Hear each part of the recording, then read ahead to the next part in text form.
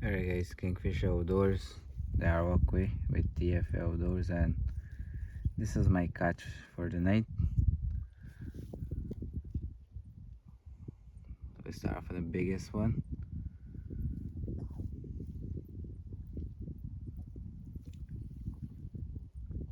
I caught an R1, 3 sand grinders, some, I don't know these fish name.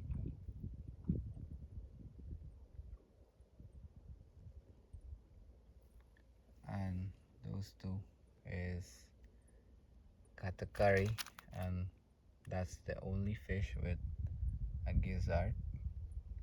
If you want to prove it, you can check it out. And all this fish that I have here,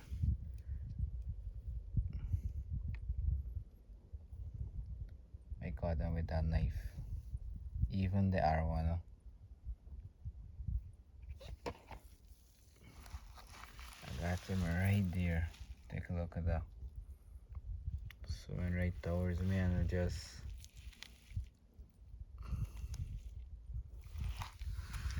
this knife here, I'm gonna name it. Well, I already named it the Arowana Slayer. Check it out.